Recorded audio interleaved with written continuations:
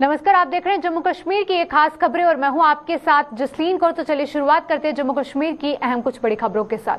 Peoples Alliance for Gupkar declaration यानी कि PAGD ने कश्मीर घाटी के हालात सुधरने के सरकार के दावों पर सवाल उठाए हैं। घाटी में एक बार फिर से शुरू हुए टारगेट किलिंग के सिलसिले का हवाला देते हुए PAGD में शामिल दलों ने इन दावों को झूठ का पुलिंदा करार दिया है। श्रीनगर में आज आयोजित PAGD की बैठक में टारगेट किलिंग की चर्चा का प्रमुख विषय रहा। वहीं PAGD के वक्ता मोहम्मद यूसुफ तारिगामी ने बैठक के हवाले से पत्रकारों को बताया कि इस संबंध में जल्द ही PAGD का एक शीर्ष मंडल उपराज्यपाल मनोज सिन्हा से मुलाकात कर अपना पक्ष उनके सामने रखेगा। वहीं तारिगामी ने शुक्रवार को प्रदर्शन कर रहे कश्मीरी पंडितों पर लाठियां मारने की भी कड़ी निंदा की है और रोजी रोटी कमाने वाले कश्मीर आए कश्मीरी पंडितों को संपूर्ण सुरक्षा दिए जाने की मांग पर भी जोर शोर से उठाई है। और हमने इस सिलसिले में फौरी तौर पर राजभवन से रुजू किया कि हम जो PAGD की लीडरशिप है, डॉक्टर साहब हैं, महबूबा जी हैं, मुजफ्फर शाह साहब हैं, मैं हूं, हम एक साथ मिलेंगे, मिलकर राजभवन में LG साहब से कहेंगे कि इनके मसाइल हल कर लो। जो ये आप बहुत कुछ कह रहे हैं रेडियो पर, टेलीविजनों में, कुछ ग्राउंड पर करके दिखाओ। और हम ये भी कहेंगे जो कल लाठीचार्ज हुआ कश्मीरी पंडितों पर, ये तो हद दर्जा अफसोसनाक है। वो मातम करने के लिए निकले, वो अपनी फरियाद लेकर निकले, अब अपने दुख दर्द को बांटना चाहते हैं। वो तो आपने उन पर भी लाठीचार्ज किया। ये अफसोसनाक है। ये लाठियों का इस्तेमाल बार बार यहाँ कश्मीर में, इस पर रोक लगनी चाहिए और आवाम पर एतमाद करना चाहिए। यहाँ टूरिस्ट आएंगे और पहली बार नहीं आ रहे हैं, आज तक भी आए हैं और कश्मीरियों ने हमेशा उनका स्वागत किया है। यह हमारी बदनसीबी है कि आज कश्मीर यहाँ के रहने वाले लोगों के लिए एक मुश्किल एक खता बन गया है। और अब सरकार की जिम्मेदारी है अपनी तरफ से। जहाँ तक हमारा ताल्लुक है, हम हर मकतब फ़िक्र से अपील करना चाहते हैं कश्मीर में कि उन रिवायात को ज़िंदा करें, भाईचारे की रिवायात को। तहफ़्फ़ुज़ एक दूसरे में है, हमें अपने फ़राइज़ को निभाना होगा अपने भाइयों बहनों के सिलसिले में। और इसी वजह से जो भी हमारी तरफ से होगा वो ज़रूर कर लेंगे, लेकिन सरकार की जिम्मेदारियां हैं और सरकार बार बार दोहराती है कि नॉर्मल सी आई है। और वो तो उन्होंने ये नैरेटिव उस ढंग से पैदा किया है जैसे सब कुछ है, 10 मरे 12 मरे तब भी नॉर्मल सी है। क्या हो जाए, खामोशी रहे, खामोश किया जाए यहाँ के लोगों को, तब भी नॉर्मल सी है। हमारी ये कोशिश रहेगी कि हम सरकार को कहेंगे कि भाई नॉर्मल सी ग्राउंड पर क्या है और क्या नहीं है। कश्मीर घाटी में टारगेट किलिंग के खिलाफ विपक्ष के साथ साथ सत्ता पक्ष भी सड़कों पर उतर आया है। आज भी कश्मीर से लेकर जम्मू सूबे तक इन हत्याओं के विरोध में प्रदर्शनों का सिलसिला जारी रहा। वहीं श्रीनगर में जहां भाजपा की कश्मीर इकाई ने प्रदर्शन कर पाकिस्तान पर एक और सर्जिकल स्ट्राइक करने की मांग की, वहीं जम्मू में भाजपा की ही कश्मीर डिस्ट्रिक्ट इकाई ने पाकिस्तान का पुतला जलाया और सरकार से घाटी में कश्मीरी पंडितों को पुख्ता सुरक्षा देने की मांग की।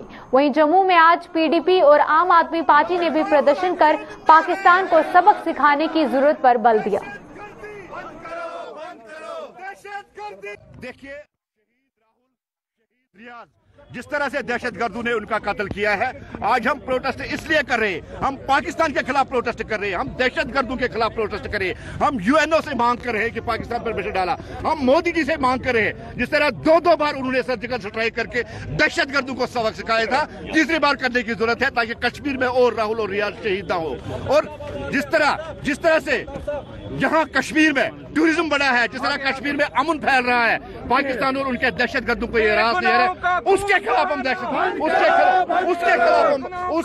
हम प्रोटेस्ट कर रहे हैं। मैं एडमिनिस्ट्रेशन, वहाँ के जितने भी पुलिस फोर्स हैं, जितने भी DCs हैं, स्पेशली बडगाम DC को, श्रीनगर DC को, सबको हम अपनी तरफ से रिक्वेस्ट करते हैं इन कातिलों को फटाफट पकड़े और उनको फांसी दे दीजिए।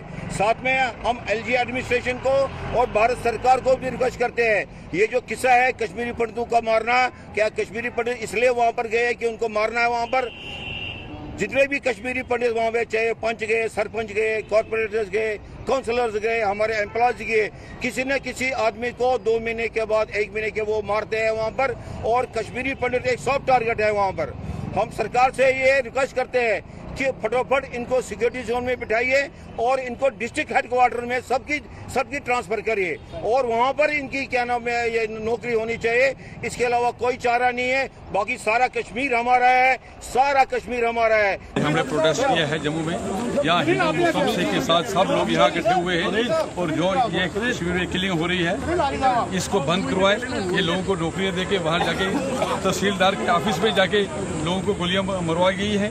ये बहुत बेइंसाफी है। और कश्मीरी पंडित जो कल इन्होंने इतना बड़ा प्रोटेस्ट निकाला है वहाँ, वो सच्चाई पे लड़ रहे हैं। आज तक वो चुप थे, लेकिन आज वो सड़कों पे गलियों में वो निकले हैं। ये बोलते हैं कि हमारी सिक्योरिटी दी जाए, हम अनसेफ हैं। एक बंदा अपने बच्चों के लिए, अपने माँ बाप के लिए नौकरी करने के लिए गया हुआ वहाँ उसको गोली मार दी जाती है। ये कहाँ के इंसाफ है, कहाँ की एडमिनिस्ट्रेशन है, कहाँ की गवर्नमेंट है। ये हम आज यही प्रोटेस्ट करते हैं कि लोगों को बचाया जाए और लोगों को सिक्योरिटी दी जाए, तब अमन मान हो। ये बोलती है गवर्नमेंट एडमिनिस्ट्रेशन बोलती है सब अमन मान हो गया। जम्मू कश्मीर मिलकर बॉय टूरिस्ट आ रहे हैं, ये लोगों के घर में तहसीलदार के ऑफिस में जाके मारा जा रहा है। इसको किलिंग को रोका जाए। सरकार को कड़ा से कड़ा एक्शन लेना होगा। अब इनको जो 56 इंच का सीना दिखाने का वक्त आ चुका है और हम ये कहेंगे कि हम पाकिस्तान की भी निंदा करते हैं और ये कहेंगे कि जल्दी से जल्दी जो प्रॉक्सी वार चलाई जा रही है ये बंद होनी चाहिए। अदरवाइज मैं ये कहूँगा कि पाकिस्तान के ऊपर जो है वो अटैक करना चाहिए और जो मिलिटेंट वारदातें हो रही है ये बिल्कुल बंद होनी चाहिए। हम इनको बिल्कुल सहन नहीं करेंगे। और आए दिन जो कश्मीरी हिंदू जो कश्मीर में मारे जा रहे हैं ये सरासर गलत है और अब एक्शन लेने की जरूरत है, ना कि कंडेम करने की जरूरत है। जम्मू कश्मीर प्रदेश कांग्रेस ने भी कश्मीर घाटी में आतंकियों द्वारा चुन चुन कर की गई हत्याओं के विरोध में जम्मू में आज प्रदर्शन किया। वहीं प्रदेश कांग्रेस के आला नेताओं ने इन हत्याओं के लिए सरकार को जिम्मेदार ठहराते हुए कश्मीर के अल्पसंख्यक समुदाय व वहां रह रहे प्रवासियों को पुख्ता सुरक्षा दिए जाने की मांग की।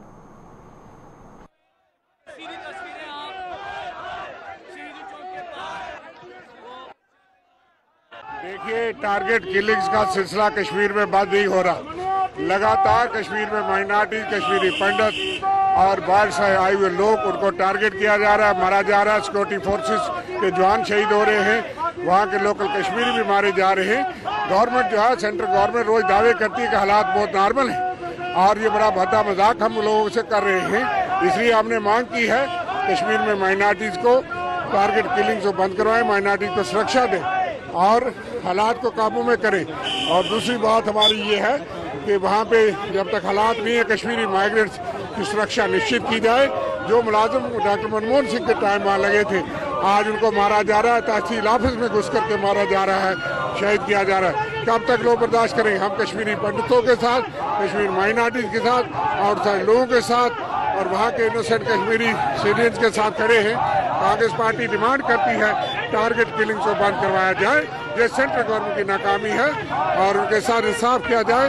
एकजुट होकर हम लड़ेंगे आतंकवाद और पाकिस्तान के खिलाफ, लेकिन आम लोगों की सुरक्षा करना सेंट्रल गवर्नमेंट और ड्यूटी एडमिनिस्ट्रेशन का काम है। जम्मू कश्मीर के दूरदराज के इलाकों के शिक्षण संस्थाओं में शिक्षा हासिल कर रहे स्टूडेंट्स का ज्ञान और मनोबल बढ़ाने के लिए भारतीय सेना एक बड़ी जिम्मेदारी निभा रही है और इसी कड़ी में सेना ने अपने प्रोजेक्ट वीर गाथा के दूसरे चरण के तहत सुरनकोट के डिग्री कॉलेज में आज एक लेक्चर का आयोजन कर स्टूडेंट्स को सुरक्षा बलों व सेवाएं देते हुए अदम्य साहस व वीरता का परिचय देकर शहादतें पाने वाले अधिकारियों और व जवानों की जानकारी दी। वहीं सेना के राष्ट्रीय राइफल्स द्वारा कॉलेज के समाज शास्त्र विभाग के सहयोग से इस लेक्चर का आयोजन किया गया था। में जो लेक्चर रखा गया डिपार्टमेंट ऑफ सोशियोलॉजी की तरफ से, ये बहुत ही अच्छा और एक उम्दा लेक्चर है हमारे लिए, क्योंकि ये एक मोटिवेशनल लेक्चर है एक आर्मी मैन का जिनका नाम है मेजर विकास खत्री। तो उसमें बता रहे हैं हमें कि उन्होंने कितने एफर्ट्स किए हैं, कहाँ से कहाँ तक गुजरते किस स्टेज तक पहुँचे। तो स्टूडेंट लाइफ में इन चीज़ों का बड़ा असर पड़ता है। स्टूडेंट्स के लिए बड़ा अच्छा लेक्चर है और ये एक मोटिवेशनल लेक्चर है, तो इससे हमें बड़ा फ़ायदा होगा इंशाल्लाह। तो इंडियन आर्मी का एक अच्छा कोऑपरेशन है पब्लिक के साथ और खासकर स्टूडेंट लाइफ में जो भी इशूज़ आ रहे हैं, जो एजुकेशन डिपार्टमेंट जितना भी है इसके साथ भी इंडियन आर्मी का ये एक अच्छा कॉपरेशन है कि वो जगह जगह जाकर प्रोग्राम ऑर्गेनाइज कराते हैं स्कूल्स में, कॉलेजेस में। तो उसी तरह ये आज भी यहाँ पे आए हैं मेजर खत्री साहब जो आए हैं, तो इनका यही मकसद है कि ताकि स्टूडेंट को मोटिवेट किया जा सके, स्टूडेंट को जो है वो इंस्पायरेशन मिल सके, कुछ मोटिवेशन मिल सके उनके एजुकेशन फील्ड में लेकर।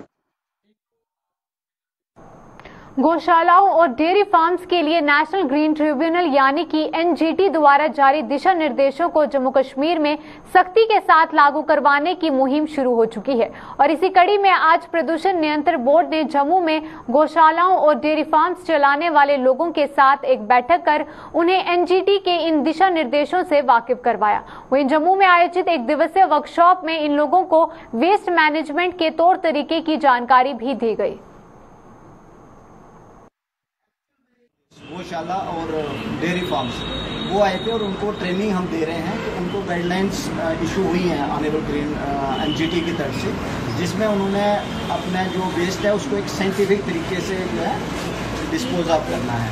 मैं आपके माध्यम से सभी डेयरी फार्म ओनर और गौशाला ऑपरेटर्स जो हैं उनको अपनी तरफ से मैसेज देना चाहूँगा कि वो उन गाइडलाइन का वो फॉलो करें जो बहुत ही सिंपल कर दी गई हैं। और पोल्यूशन कंट्रोल बोर्ड कमेटी की तरफ से जम्मू म्यूनसिपल कॉरपोरेशन की तरफ से उनको हर तरह की असिस्टेंस प्रोवाइड की जाएगी। अगर कहीं भी उनको कन्फ्यूज़न होता है या कुछ डॉक्यूमेंट्स मतलब में इश्यूज़ आते हैं तो वो हमारे ऑफिस में आएँ, हम उनको हेल्प करेंगे, गाइड करेंगे।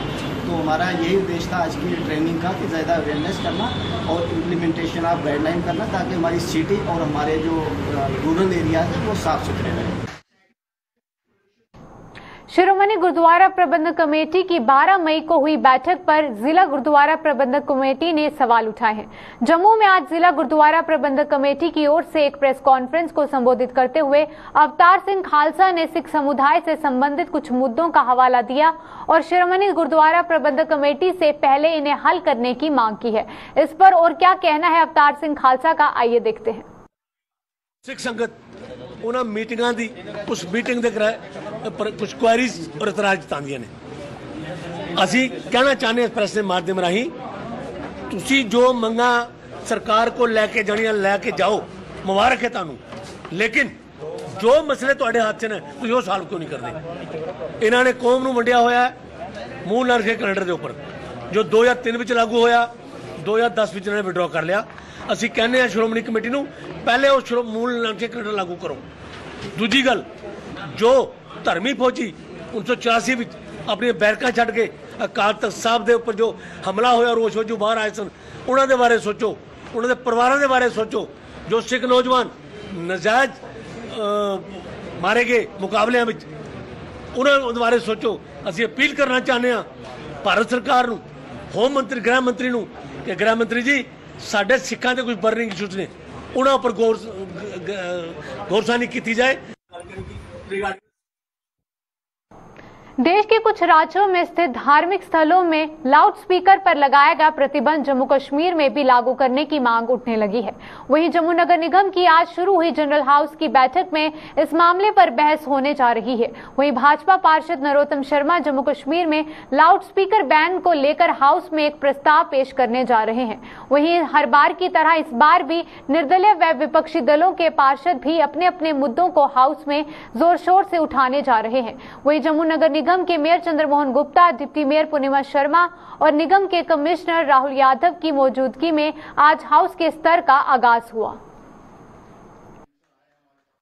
देखिए, अलग अलग जो जितने भी पार्षद हैं, अलग अलग रेजोल्यूशन, अलग अलग क्वेश्चन सबके रहते हैं। और मेरा भी आज के जो हमारा जो हाउस की मीटिंग है उसमें मुख्य जो रेजोल्यूशन है मेरा ये है कि ऑनरेबल उच्चतम न्यायालय जो सुप्रीम कोर्ट का एक मतलब एडिक्शन था, उनकी एक गाइडलाइन थी कि जितने भी जो धार्मिक स्थल हैं, चाहे वो मंदिर हो, मस्जिद हो, गुरुद्वारा हो, जब कहीं बैंकेट हॉल हो, जिनमें वहीं पे जो लाउड स्पीकर लगाए जाते हैं ऊंची आवाज़ करके, ये नॉइज़ पोल्यूशन के अंडर आता है और इनको जो है रिमूव किया जाए।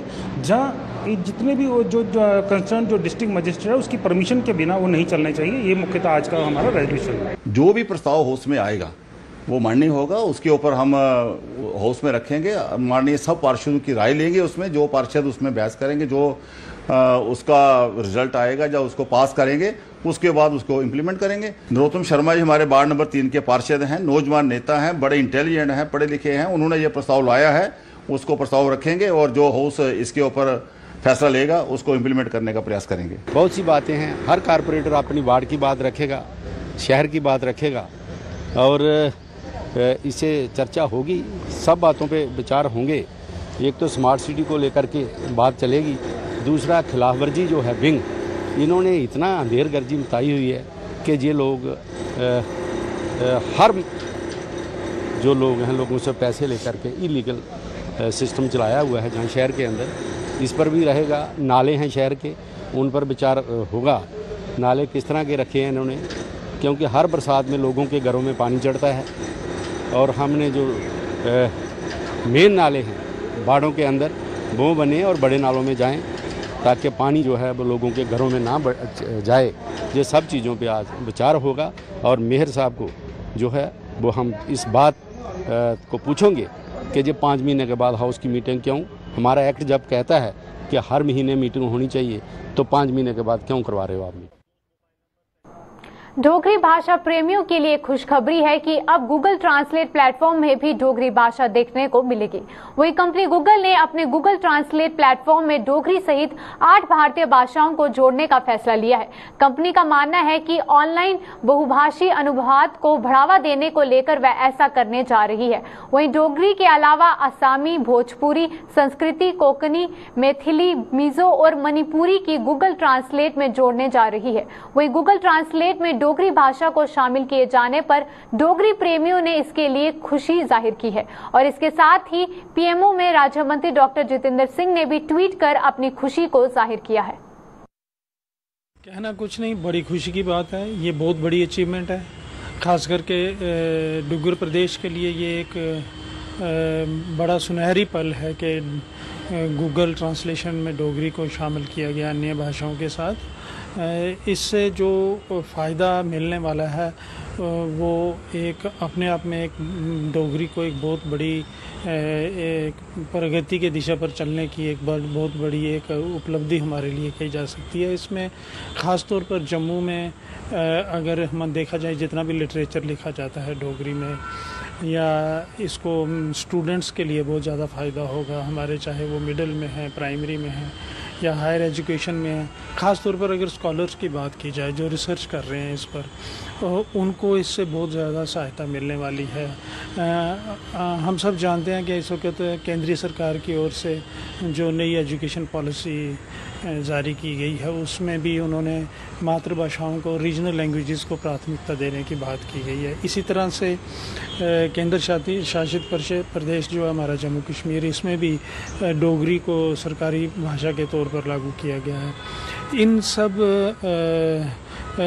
इस मौके पर ख़ास तौर पर देखा जाए तो इस तरह से गूगल ट्रांसलेशन में डोगरी का शामिल होना ये बहुत अच्छी बात है और इससे साहित्य को, भाषा को बढ़ावा मिलेगा। तुसीं पुच्छा करदे हो जे ट्रांसलेशन ऑन गूगल च साढ़ी डोगरी आस्ते आई दी है ते सभनें कोला पैह्ले ते मिगी बड़ी खुशी है और सारे अपने डोगरें गी भी बड़ी बधाई है जे साढ़ा अज्ज इत्थे तगर अस मुकाम उप्पर पुज्जी गेदे आं कि अस ट्रांसलेशन जेह्ड़ा वर्क है ओह् बी गूगल थ्रू अस करी सकने आं। सब जानते हैं कि डुग्गर जी इस डोगरी भाषा है किन्नी जद्दोजहद कन्नै थ्होई दी है और किन्ने साढ़े महान विद्वानें या फिर राइटरें किन्ना एफर्ट्स किते, किन्ने कष्ट किते और कुत्थे कुत्थे जाइए असें डोगरी गी अपने 8वें शेड्यूल च आने आस्ते कम्म कीता है। और फिर साड़ी हून एह् बी इक प्राउड आह्ली बड़ी गर्व आह्ली गल्ल है जे डोगरी जिहड़ी है साड़ी ओह् मतलब ऑफिशियल लैंग्वेज होई दी है दफ्तरी कार्यालय च कम्म करने आस्ते।